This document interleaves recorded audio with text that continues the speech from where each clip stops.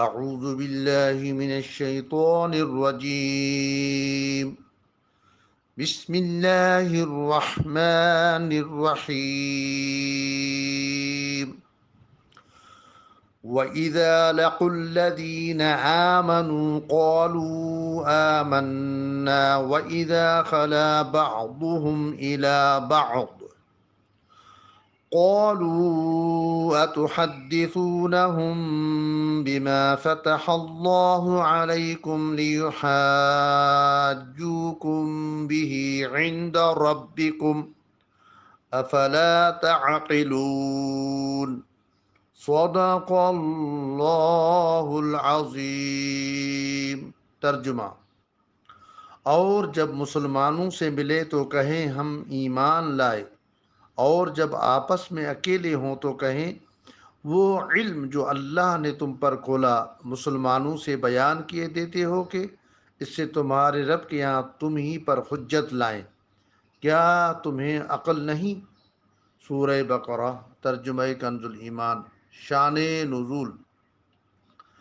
عزیزان گرامی، یہ آیت مبارکہ ان یہودیوں کے شان میں نازل ہوئی جو سید عالم صلی اللہ علیہ وسلم کے زمانے میں تھے۔ حضرت ابن عباس رضی اللہ عنہما نے فرمایا، یہودی منافق جب صحابہ کرام سے ملتے تو کہتے کہ جس پر تم ایمان لائے اس پر ہم بھی ایمان لائے، تم حق پر ہو اور تمہارے آقا محمد مصطفیٰ صلی اللہ علیہ وآلہ وسلم سچے ہیں، ان کا قول حق ہے، ہم ان کی نعت و صفت اپنی کتاب توریت میں پاتے ہیں۔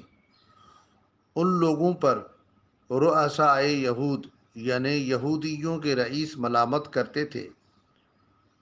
اس کا بیان وَإِذَا خَلَا بَعْضُهُمْ میں ہے، بحوالہ تفسیر خازن۔ فائدہ: اس سے معلوم ہوا کہ حق پوشی اور سید عالم صلی اللہ علیہ وسلم کے اوصاف کا چھپانا اور کمالات کا انکار کرنا یہ یہودیوں کا طریقہ ہے۔ آج کل کے بہت سے گمراہوں کی یہی عادت ہے۔ بحوالہ تفسیر خزائن العرفان۔ دعا ہے کہ اللہ تبارک و تعالی قرآن مجید و فرقان حمید سن کر اس پر عمل کرنے کی توفیق عطا فرمائے۔